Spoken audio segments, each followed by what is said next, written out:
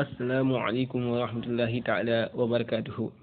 Bandiraɓe sehlaɓe musidɓe tedduɓe gonɗon ɗe gonɗen ɗon kala, on calminama, on juurama, on jettama, on beltanama, on leddam duwaw kadi ñagam duwaw, onon kala gonɗon kettotoɗo kala e jeeɓowo aɗa andu dinima. E hannde noon vidéo saabi ɗum ko mbiɗen application julɓe kuftorto ɗum on capanɗe jeenayyi e joyyi, manam innam adete ko julɗen kutoro ɗum. E mbiɗen noon ko wuttorto ɗum saabi ɓamtade e yidde ɓamtade e diine mum. E mbiɗen noon on capanɗe jeeɗiɗo e neɗɗo innam adete ko julɗo. ene wi application ko moƴƴo, ene moƴƴi e noon kono noon kadi ene waɗi no wiyoɓe kadi waɗi caɗele. ɗum noon min garti hen e caɗele ɗe kono noon avant keɗen jaaha toon min garta gayide e holko saabi yimɓe kutoro ɗum. ɗum ɗon ɓe mbiɗen hewɓe jaawiɓe ene moƴƴi saabi application kala ɗo gonɗa, kala ɗo tolniɗa mbiɗen ne wawi holludema to oɗo ɗo yahata ɗo, mbiɗen ne wawi holludema makko ɗo tolni, ɗo kaaba tolnitoma ma, ɗo mbawɗa yaade e dunde Baba Adama kala haske e nder ladde a majji hen e ko nandi hen. ɗum noon a tampata a ronkata manam wawde mantaji holno mbawɗa juddude e ko nandi hen. mbiɗen capanɗe jeeɗiɗi foof e mbi ene moƴƴi. pour holɗum kadi ha joni mbi ene moƴƴi saabi noon ene waɗi kadi waktuji juuli soko yonti hunde ne wawi erade. mbiɗen ɗo winda hayke pulaar moom waɗa kadi ɗum noon sen teski ene pulaar kadi machallah jetto no fewi en jeehi toon kadi manam on hollita ɗemgal ngal waɗtinniɓe haske woni majjuɓe nan ɗon woni toppitaki ko fati hen waɗtinniɓe ɗum ene eto hutorade ɗum kufra kesɗe e application ngaji mbiɗen ɗi. e joni noon mbiɗen woni ɗo winda boom fajiri, ne winda puɗɗal min mbiyen feññangue, ne winda oɗo tisbaɗo ɗon toksani Fouta e Guédji soko yonti kadi mbi puɗɗal ngal boom koye pulaar winda. ɗum noon mbiyen ene wawi no erade soko waktu heedi. ɗum noon machallah.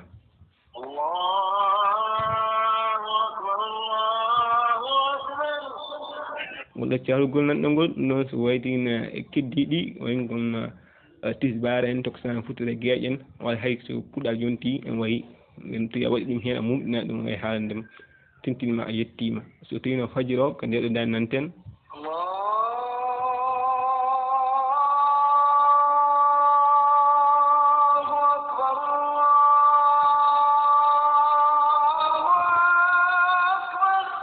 no machallah ko ɗum hunde welde no fewi no fewi ene holli manam hunde kala ɗo mbawɗa wonde a wawi rewde Allah e kaɓirɗe kesɗe ganduɗen koye men woni ne moƴƴa yenkidare mbiyata ko eko nandi hen eko nandi hen.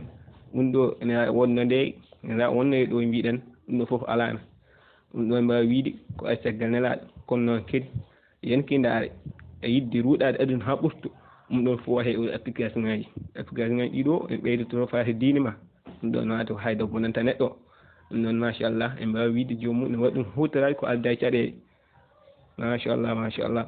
joni noon mbiɗen ha joni e kala mbiɗen ha joni e waɗi Qur'an ayi ɗum joni ngol ciifo dañen hollirta ganduɗa hoorema ene wawi heɓade a wayi ɗum yiide e pulaar. yimɓe winda woro ɓenna to e simore rewde hen mbawa ɓennude ɗum.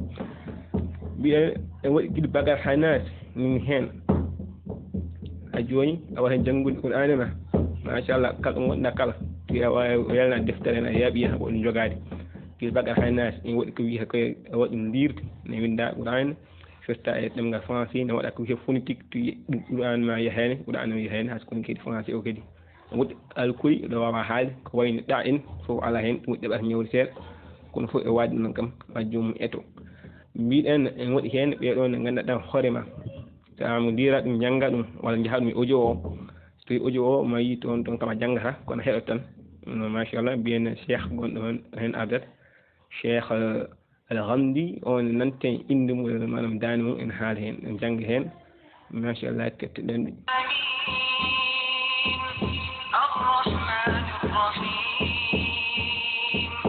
e woɓɓe nen hen hakkida ko ɓen ma coode ko wayno kadi Abdoul Basid ay nen hen machallah.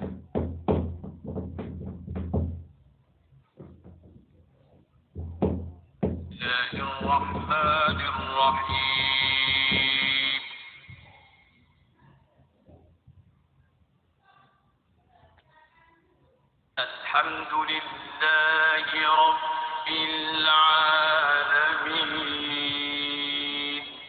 e ko ɗum ko ni ha joni mbiɗen ko mi waɗi goɗɗum e goɗɗum ha heewi dah ko wayno manam hay sanga so hajji umra yonti ene banggol en e ko nandi hen fof ne wawi heɓade hen ha joni ne wawi mbiɗen heerani ko wayni inde Allah en 99 e kala ha joni mbiɗen ina nder hen saka jolam tan wawi nadi manam keɗoɗa ɗum no hunde wonde fayida ha joni mbiɗen e waɗi duwawuji noon mbiɗen jaam mesuba foof nani hen jaam mesuba fof machallah nani hen saɗa jolam tan goɗon kono a jolla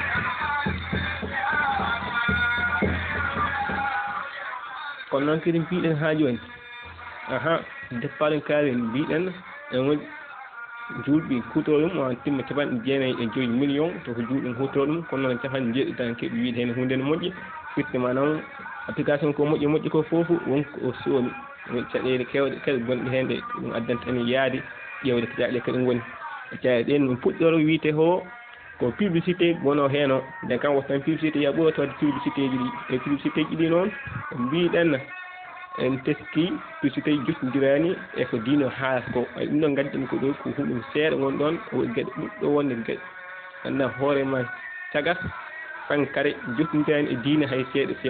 won tan juuɗe radio maɗa haalano han kolma technique jooɗɗa han aɗa haalno Allah wi neɗɗo Allah wi tan ha ɓooyi tan musique wona yaade hunde ene rikko toon pam caɗele gon toon ɓe ɗon ko blanteji mabɓe nde wonno e mbawi wiide ko ɗum o ma haw ko waɗi wadde noon o wona julɗo no feewi ma haw wona julɗo ɗum wadde tan wadde noon noon ko wiyete ko erwan marché o wiyete o wona julɗo e mbawi wiide ha joni wona caɗele caɗele ngala hen hasko wona julɗo kono noon waɗi caɗele kay wona wasde wonde julɗo woni caɗele ɗe kono noon wonko jooli hen hasko woni debbo makko ni ko julɗo debbo makko julɗo en jaato Asie kono kam ko wona julɗo caɗele ɗe woni holɗum ene mbi ñaha ɓooyi tuuma application tuuma ene yeehi données personnel ganduɗa hoore ɗum ko kamɓe ɗum pro fof ɗum joggade reena ɗumen ɗum ko han ɗum goɗɗo ko han ɗum yiide e no société goɗɗo ko han ɗum yiide so wona muslim pro ko ɗum noon o ƴetti mo yeeyi ɗum e woɓ ganduɗa kam société goɗɗo ewo ko ɗum addanta ɓeɗon noon yaadi wonɓe to France e goto yaade to Royaume-Uni so en jumani ɓen tufti plainte ngam holɗum e wiidi wadde abus de confiance ngam hoorema eɓe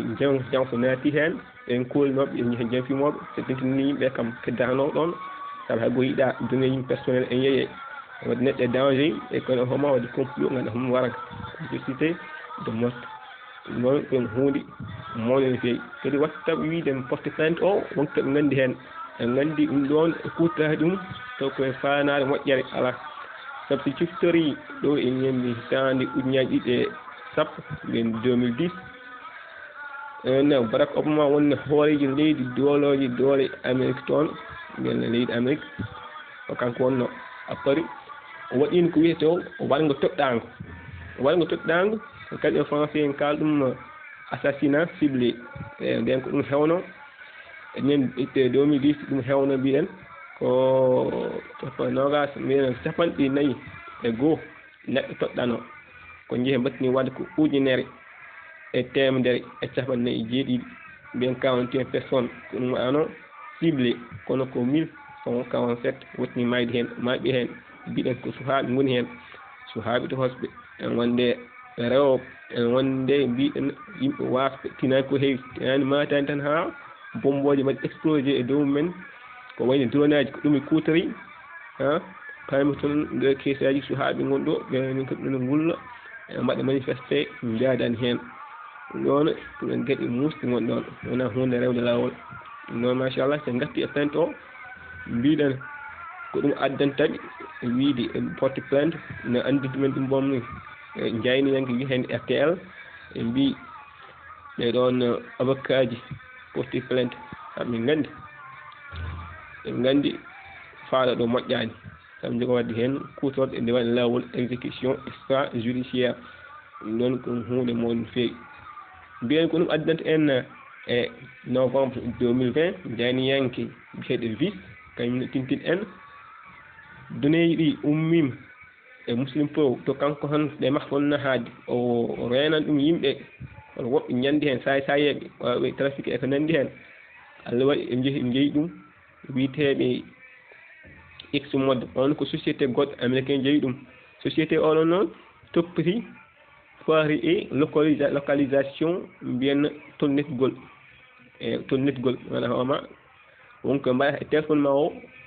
application ma ɗum nafat téléphone ma o kala ɗo yaaɗa fof ɓe gandi a yeehi ɗo a arti ɗo eko nandi hen e mbiyen kamɓe kadi ɓe totti ɗum armée amérique naaɓe kamɓe ni jeeyi ɓeɗo en gandi amérique naaɓe noon ko haɓatoɓe ko wiite ko jihadiste en koɓe terroriste e alkaydaji woɓɓe waaɓe noon e gandi noon ɓeɗo foof e ɓittino ɓakka ɗum e islam e mbi ko julɓe gon ɗon e noon en foti andude enen foof e pour famde e ɗon ko haɓtoɓe islam tan gon ɗon e bonnoɓe diine islam gon toon en gandi ko min jihadiste ko ɗum wona jihad ko gueɗe sahaba annabaɓe gonno e ɓen pëlle waɗeɓe e raneɓe ɓeega ari mo mbiɗen e Haji Oumar Foutiyou tan jokki to ɓaleɓe ɓe ko ɗum noon ganduɗen jihad hedde foof ko bonnude islam tan woni ɗon ɗum ɗo tan kadi e wawi wonde vidéo goɗɗo ɗum noon machallah en garti ɗo to mbiɗen application sene fuɗɗo mbiɗen application sene fuɗɗo so fuɗɗanade mbiyatma waɗ autorisé localisation pour a wawa andindemo hokkama heeɗi ɗo kono noon kadi ko hen ke X mode rewata kañum wawa andude kadi hol jahata an hol keɗɗa ɗo ɗum ɗon en jeeyata ɗum en dañi hen halisaji kewɗi mbiɗen kani X mode kañum ko 2013 nden waɗa fondé noon ko ɗum kadi toppi affaire sodde données en e ɗo manam wiyata ko tontirgol en en ƴeewa yimɓe ya garta wiye manam jiiɗi wadde contrôlé e mbawi wiide yiɗi wadde contrôlé musidɗo ji jaaha ko e garta ko ɗo ɗum rewde e oɗo application mbiyete muslim pro ke pinu ɗum wona juuɗe ha joni ciftono ɗum wajiɓe on kañumen profité hen e ɓamtoro hen hoore mum happa kadi itte waɗe danger e gurdam yimɓeɓe no wona hunde fewde mbiyen ha joni misocom oɗon ko ha joni armée amérique naɓe en jogui kamɓe banggue mabɓe to jiirani e X mode jiiɗani oɗon application jiiɗani oɗon société kon on société goɗɗo biyeteɗo Babel Street on kañum en wawi yaade ni ha ande mono gonɗi caggal téléphone o manam so tawi X mode en kamɓe wondi hen tan ko téléphone o ummini ɗo yeehi banggoɗo téléphone o Nokia Samsung ko ni wayi aadis toto gayga mais ɓoɗo Babel Street oɗo noon a yaha ha ande wonko jogui e téléphone o jogui e téléphone wiyete ko Samba ko Demba wiyete ko Kumba wiyete o yeehi ɗo yeehi ɗo hawleɗa biyeteɗo Amadou walla hawleɗa biyeteɗo Moustapha hawleɗa goɗɗo biyeteɗo naggam o ɗum ɗon to yaade yiide wadde contrôle yimɓe e wadde espionné mbawi wiide noon tan saabu kala ɗo neɗɗo yeehi e ummi o yaati e mbawi andude no yaati so cuhli wadde ɗum hunde tan e mbaɗata ɗum mais kam jahata ko fate mission ngaji ɗi comme toppiti ɗum e kañum woni ɗo ɓeɗo ko militaire uji amérique naɓe gonɗo e kaymata toon en mbiɗon e tumanoma ha joni tuumo mbawi wiidema ko tuumaya gonga eko nandi hen en wayno en tuumi ko waɗani kono hay kamɓe koɓe ɓe jeddani so jii oɗo flash gonɗo ɗo yettinata ɗo e mbi muslim pro annonce alors cessez de transférer ces données à X mode et des plaintes d'utilisateurs sont alors déposées en France et en Royaume-Uni en kami haka manam ɓeɗon muslim pro ɓe jeddani nekati jeddani won hollum kamɓe komaɓe eɓe kaali eɓe gowli koye eɓe natti hande ɓe dartini ko mbawatno ko hande transfert mbaɗano données ɗi ɓe dartini ɗum ɓe natti ɗum wadde ɗum kamɓe addini wiide kamɓe porte plainte kadi ko lawol noon ko wi julɓe gurdam julɓe woni e lawol hande il faut ko gulleɗa sowona ɗum kala ko beela eko jiiɗi wadde fof mbaɗa ɗum ko ɗum addante mbiɗen ha joni e décembre lewru fooyi hen décembre o mbiɗen Google e Apple ɓe mbi wawɓe développé yencinoɓe ganduɗa application o X mode mo jogui o en waɗi nder téléphone aji yimɓe en jaaha en daara eɓe garta e ɓe kala no irta kañumen ko guitta application X mode oɗo mo jogui o e ko wiyete ko produit Google eko nandi hen ɗum noon machallah moƴƴi rentade ɗum noon en tintini yimɓe tan yimɓe ndentoto en jiiɗo e plan no winda bon tolnit ayi ɗum noon kala mbaɗa fof en wawi andude ɗum wonɗa ɗo en wawi andude leegal ngal en wawi andude mbiɗen mo haalani leydi ndi tan en wawi andude leegal ngal en wawi andude hay ngal ɗo gonɗa ɗo so cuhli wadde mo hunde tan yettoto ɗum noon mbi tan moƴƴi rentade sowona ɗum wona hunde fewde mbiɗen ha joni e hakka a waɗani activé localisation haska uddi localisation tolgol ngol haska tolndati en mbaykita joni wonde ittuduneyi ma sa jogui wifi walla connexion walla biyeɗo bluetooth ɗi fof sa udditi ɗum eyyi noon ɗum noon en gaari ha ɗo en poti famde noon hanti hunde no ɗum adiri enen to batte men soko bendi ɗo tan ɓe mbasa dénoncé oɗo application nde wonno cohlno hen nakke kewɗe pour wawde andinde yimɓe hunde ɗo tolni ɗo yarata kono noon kadi ha joni en waɗi application goɗɗo goɗɗo en wiya Attan Pro on noon tenɗi ko julɗo kadi hunde en holni ɗum noon machallah so welama ɓe mbawa yaade toon min kam to battam to somi pawi ɗo joni ko mbaɗa désinstallé jahen to e julɗo pewndu o taw kadi ala muhña ala ko niɓɓiɗi foof leeri mi waɗi wiite hadisaji en eko nandi hen kala ko woni to hen innuɗo Qur'an o waktuji njulgu eko nandi hen